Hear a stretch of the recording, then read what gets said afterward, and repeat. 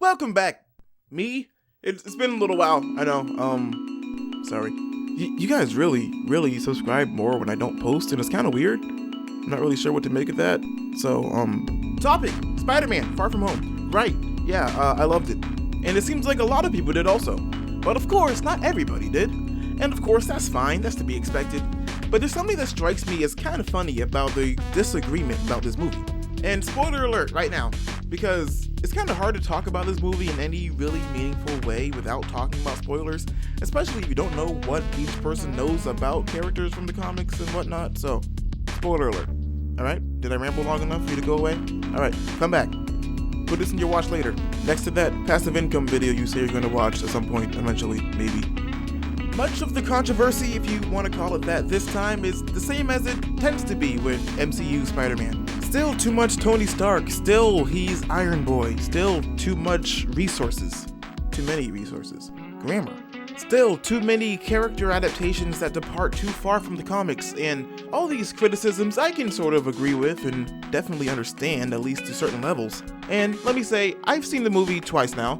I've heard a whole bunch of people talk about it. I've heard a lot of praise, I've heard a lot of criticism. I feel like I've heard a good bit of the spectrum of the conversation about this movie. In fact, the second time I saw it, I watched it looking for some of the critiques that I heard after I watched it the first time. Because I mean, hey, I tend to be pretty lenient when it comes to Spider-Man movies, so I wanted to critique my own opinion with this one. And I still can't really think of anything I personally have a problem with in the movie. There were certain critiques I heard that were very specific that I looked for the second time and they were just flat out wrong. Things like people speaking too loudly and too openly with doors open about Spider-Man and his secret identity and secret superhero stuff, when in actuality the doors were closed or got closed or people just weren't close enough to hear. Yeah, I mean, I looked at it looking to see if it actually made sense or not the second time around, and it did. The first half of the movie is slower, I guess, as a lot of people have mentioned, but for me, it didn't feel that slow, honestly. I didn't laugh at every single joke either, but I enjoyed most of the jokes. Like, nothing felt so unfunny that I was bored by it. I enjoy the high school dynamic that they're going for, but I understand where it can be pretty hit or miss for some people. But then when it ramps up, and I don't think it stops yet, because I think there's still momentum going until the next one comes out. One big scene that I've heard criticized a lot by some people, but also a lot of other people really enjoyed, funny enough, was Mysterio's reveal scene. His big expositional villain speech telling everybody who they were. Most times, a scene like that will be just forced, painful exposition, but I feel like they really sold it well with this one. I feel like it was justified with this, simply because of who the character of Mysterio is. He's a flashy, flamboyant glory hound, often with an acting background. You can't trust what you get with him, and then with the people who do know the truth and are working with him, of course he's going to relish the opportunity to relive the glory of how they succeeded. Of course, that's his thing. He's cheesy, he's going to be cheesy. I went into this hoping for Mysterio to be a little cheesy.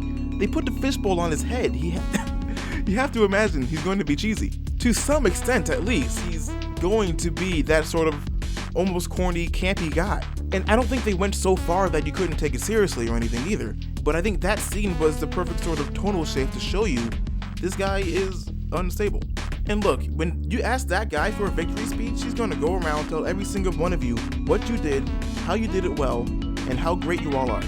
If someone happens to be filming it and it happens to be an expositional scene, oh well. Basically what I'm saying is I felt it was organic to the character. I thought it was cheesy in an intentional way, in a purposeful way, in a way that was fitting even. But that might be just because I know who Mysterio is, and a lot of people apparently didn't before this movie. Now, I'm not some master in the Mysterio mythos or anything, but still, I know who he is. I've seen enough Spider-Man cartoons to know who Mysterio is, and that he's a bad guy, and that he's going to be cheesy if you do it right. And in my opinion, they did it very right. And then, of course, you have the Stark stuff. Even dead, he's the hero, right? From the trailers, people were taking the phrase that they kept saying over and over, the next Iron Man, right? And taking it at face value when I didn't feel like that was ever going to be the entire intention. I, the whole way, felt like it was a setup for him to not be the next Iron Man, but to be the first Spider-Man. And that's also what I understood to be the point of the movie. Like Happy said, Peter can never be Tony. Tony could barely be Tony. He didn't say, just be the next Spider-Man, but that was the point. What other option do you have but to be yourself? Yet some people still took this as he has to be the next Iron Man. Now, of course, he's using Stark tech, he's using things that Tony built, he's using Happy, even. Happy plays Back in Black like he did with Tony. So clearly, I mean, there's still parallels there. They're not going to set all that up to just get rid of all of that. But the point isn't that he's legitimately going to be the next Iron Man. He's just going to be the next big superhero in their world and in the MCU, I guess, hopefully, Sony. And I understand death of the author and all that, but the director, John Watts, literally said, and he makes this decision not to be the next Iron Man, but to be the first Spider-Man. So sure, they didn't directly say that, but it was the intention, and that's what I got from it. So it was there. Whether or not it was there clearly enough to be picked up on by everybody, maybe that's a flaw, that's totally fine. But I got it, and that's what I felt from the beginning. And I feel like most people got what they were coming into it thinking they were going to get from that aspect. If you think that the direction that they're still going in is Iron Boy, then you might still come away thinking that. But if you think that the direction they're going in is the next first Spider-Man, then you probably will come away thinking that. So maybe they could have been a little more clear about that, but I also feel like a lot of people are projecting their own frustrations with this adaptation onto what's being presented to them. How was that one take? And I'm not sure what to do about that. I think there might just always be this sort of disconnect now with how they got here. I think the end of the movie really signifies that this is finally Spider-Man back in his element that we're used to. Obviously with some major changes that they've made in the post-credits. Well, mid-credits and post-credits.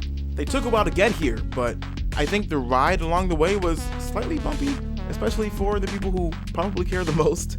But hey, what I'm going to do is what I pretty much always do and just see how it plays out and then form my opinion later. So, thank you so much for watching. Please like this video if you like it, dislike it if you dislike it, hit the notification bell to let your Speter sense tingle when I upload. Your Speter tingle?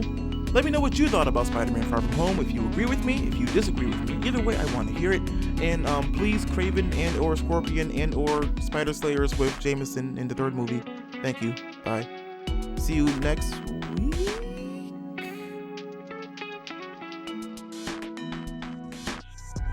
Got a field trip all through Europe, but no time to play. Trying to get back right inside, but Fury's in the way. If you saw Infinity War, know I'm traumatized. There was a moment, don't know how long I wasn't alive. Mysterio's all in my face soon as I leave the States. What am I doing about Michelle, or should I say MJ?